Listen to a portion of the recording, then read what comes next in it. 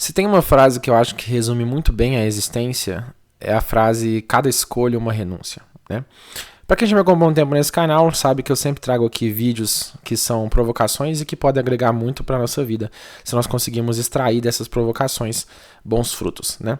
E aqui não é diferente. Então, seja bem-vindo a mais um vídeo desse canal. Meu nome é Kevin Augusto e vamos falar um pouquinho sobre essa frase. Quando a gente pega essa frase, que ela é uma frase bem famosa, né, que diz que cada escolha é uma renúncia, a gente precisa entender que grande parte do valor que essa frase traz para a gente é justamente na ideia dessa percepção de que nunca vai existir um cenário perfeito, né? E que muitas vezes o fato de escolher é de alguma forma sempre perder, né? Porque de alguma forma, sempre que você escolhe alguma coisa, você deixa de estar escolhendo outra, né? É nesse sentido que a renúncia existe. O fato de escolher por si só, se a gente falar de uma forma mais pragmática, o fato de você escolher uma coisa é você de alguma forma abrir mão de outra, né?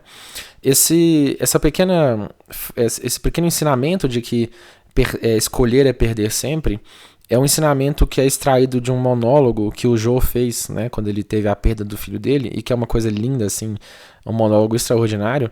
E ele traz justamente esse ensinamento de que o filho dele, né, em uma certa situação lá, ele queria levar vários livros, só que aí o Joe achou que eram muitos livros e falou, não, então escolhe metade, né? Então escolhe 6 aí de 12.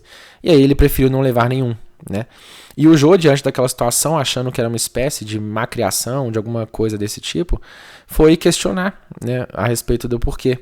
E aí o filho dele sabiamente traz de que escolher é perder sempre, né? Então ele prefere não escolher.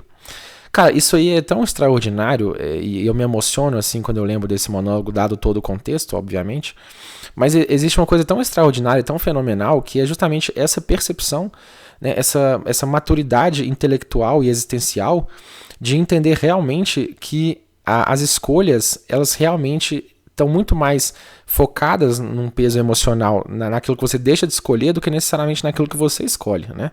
E que muitas vezes evitar fazer escolhas seja talvez um caminho bem interessante para uma certa tranquilidade, né? É claro que as coisas não são tão simples assim, mas existe também algo que é chamado de Lei das Malvinas, que diz que sempre que você não precisar escolher, né, ou tomar uma decisão, não escolha, né, não faça uma decisão, né? Justamente porque a partir do momento em que você decide alguma coisa, você passa a ter que viver com o peso, né, das consequências dessa escolha, né, e viver sempre pensando nas outras possibilidades que você deixou de escolher, né? Esse talvez seja um dos maiores boicotes da mente humana, quando a gente se pega ruminando certos pensamentos que são focados naquilo que a gente deixou de escolher, naquilo que a gente deixou de fazer, e em cenários que são cenários que eles são cenários imaginários, né? Que a gente não tem como realmente saber com certeza como seria se nós tivéssemos feito a outra escolha, né? E aí a gente tem a gente tem a percepção de que a grama do vizinho é sempre mais verde, de que o outro cenário seria sempre melhor, justamente porque a gente só conhece aquele cenário que necessariamente a gente escolheu, né? Agora, a partir de tudo isso, né, a gente também pode olhar por outro lado, de outra perspectiva, que é a perspectiva onde esse ensinamento e esse entendimento, ele pode sim agregar muito na nossa vida. Que é a partir do momento em que a gente percebe e entende que independentemente de qual escolha a gente faça, a gente vai estar renunciando a outras coisas e a gente vai deixando, né, de lado ou abrindo mão de outras coisas, a gente se torna então sábios o suficiente para entender que nenhum cenário seria necessariamente melhor do que o outro, né? Que o que torna realmente algo melhor ou pior, ou uma escolha ter sido a certa ou a errada, é a nossa percepção a respeito dessas escolhas, né? Então, se a gente realmente escolhe, por exemplo, sei lá, uma coisa relativamente fútil, né? Se a gente escolhe ir a uma festa ao invés de academia, ou ir na academia em vez, né, de ir a uma festa, enfim, que seja um exemplo razoável, mas assim, que se encaixa no dia a dia, né? Independente da escolha que a gente faça, e a gente fica pensando, né, eu devia ter feito a outra, né, por algum motivo, mas ter essa sabedoria de que agora que nós fizemos essa escolha, né, estando na academia ou na festa, vamos aproveitar o melhor disso daqui, e não focar os nossos pensamentos no que foi a renúncia, é uma forma de sabedoria, de maturidade existencial, para a gente poder realmente focar então os nossos pensamentos, a nossa energia e os nossos recursos justamente naquilo que foi escolhido, né? Justamente para que a gente tente aproveitar ao máximo aquela decisão, né? Porque eu vejo muita gente trazendo junto com essa frase, né, a ideia de um foco muito grande nas renúncias, né? Que é ter aquele peso mais melancólico, né, de dizer que sempre que você fizer alguma coisa, você tem que deixar para trás outras coisas, né? É a ideia de que as bagagens vão ficar pelo caminho, né, para que você consiga seguir em frente, né? E eu acho essa visão também bem interessante, mas eu queria trazer um outro lado da história, que é não focar necessariamente nas renúncias, porque eu já trouxe vários vídeos aqui sobre o que fica para trás, né, sobre a renúncia em si, mas eu queria focar mais esse vídeo realmente na ideia da escolha, né, de realmente focar naquilo que foi escolhido e ter a sabedoria de entender que por mais que qualquer escolha geraria uma renúncia, mas que agora que nós já escolhemos, que a gente então tente fazer o melhor e que a gente aproveite o máximo possível a partir dessa escolha, né? E não ficar realmente remoendo, pensando em cenários que a gente nunca vai conhecer, justamente porque a partir do momento em que a gente destina nossa energia, nossos pensamentos para aquilo que não foi o escolhido, a gente desperdiça uma grande chance de aproveitar aquilo que foi escolhido, né? E aí a gente percebe, às vezes, muita gente gerando certas angústias e certos sofrimentos no dia a dia que de alguma forma poderiam ser evitados, né? Se a gente fizesse esse exercício intelectual e esse exercício existencial mesmo, né?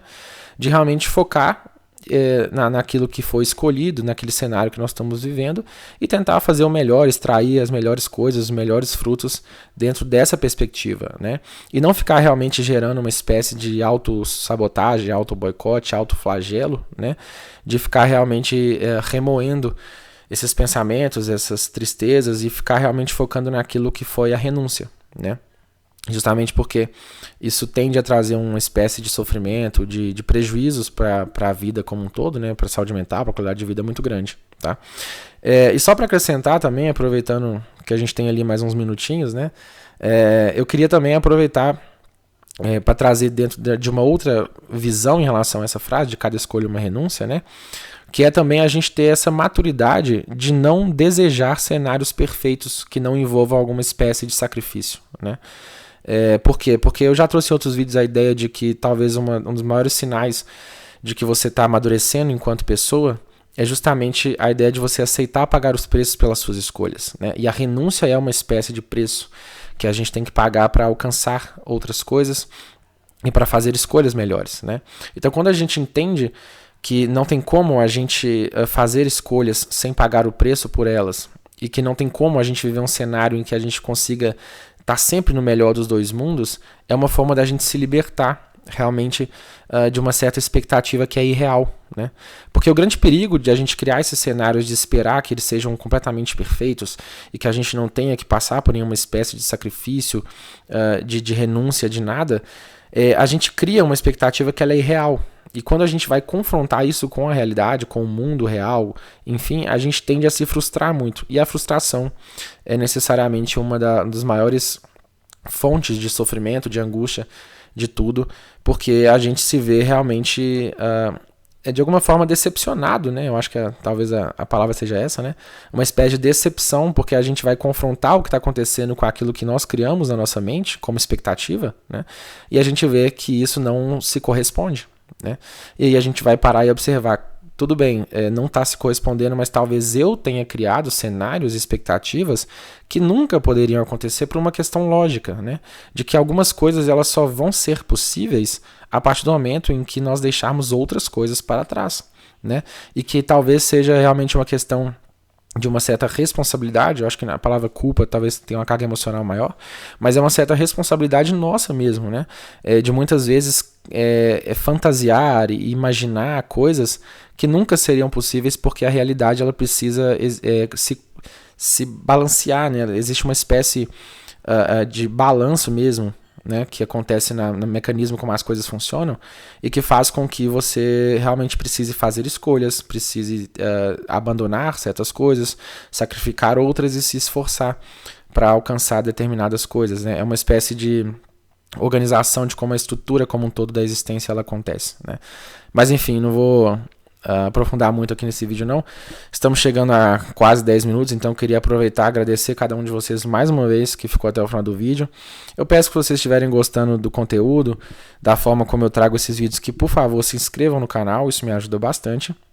Se puderem também deixem um like, se inscrevam e comentem, né? Eu amo a interação com vocês, aprendo bastante com vários comentários, então sintam-se livres aí para poder comentarem, seja discordando, concordando, enfim.